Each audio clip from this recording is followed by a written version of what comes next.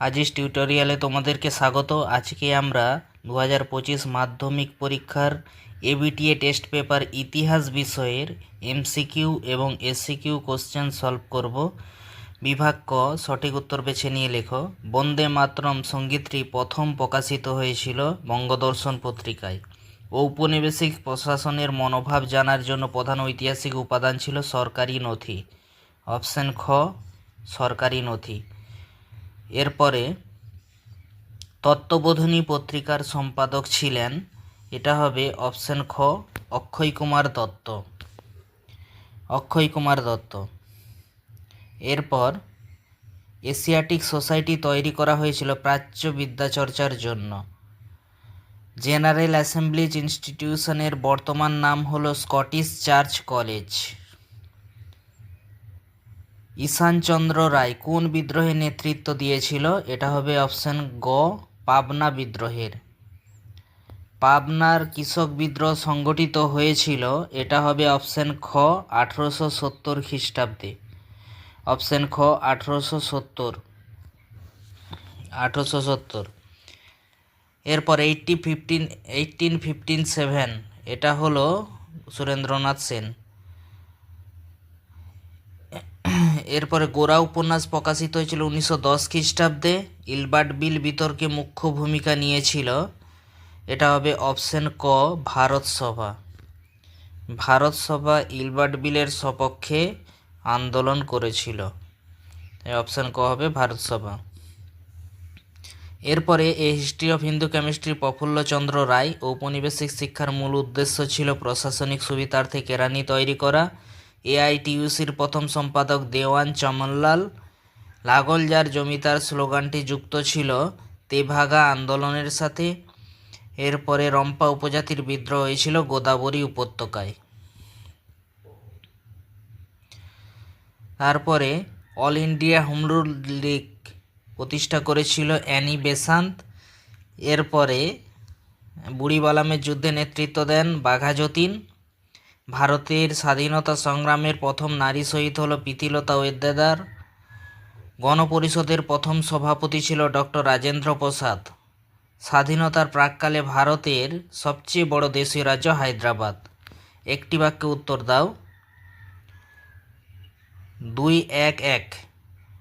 কোন আইনের মাধ্যমে ভারত স্বাধীনতা লাভ করেছিল?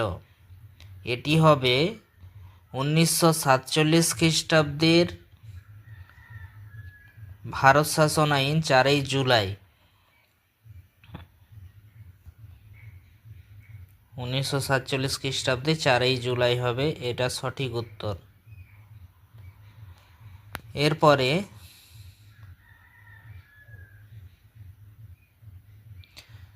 বঙ্গভঙ্গ কোন সালে রদ হয়? এটা হবে 1911 খ্রিস্টাব্দে। সঠিক উত্তর 1911 খ্রিস্টাব্দে বঙ্গভঙ্গ রদ হয়। 1911।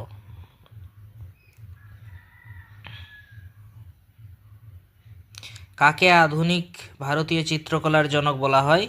এটা হবে অবনীন্দ্রনাথ ঠাকুর। অবনীন্দ্রনাথ ঠাকুর।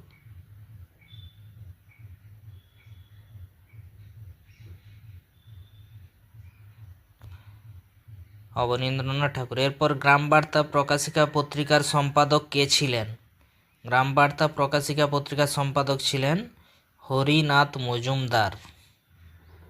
হরিনাথ মজুমদার।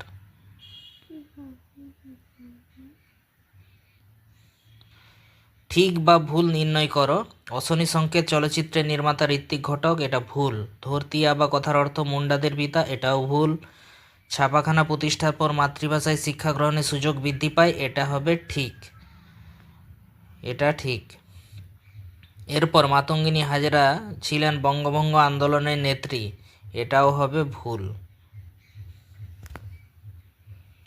স্তম্ভ মেলাও। শচীন্দ্র প্রসাদ বসু অ্যান্টি সার্কুলার সোসাইটি। সমাচার দর্পণ মার্চম্যান। দেবী সিংহ রংপুর বিদ্রোহ। নর্মদা বাঁচাও আন্দোলন হবে 1985 খ্রিস্টাব্দে। এরপরে ব্যাখ্যা বিবৃতি।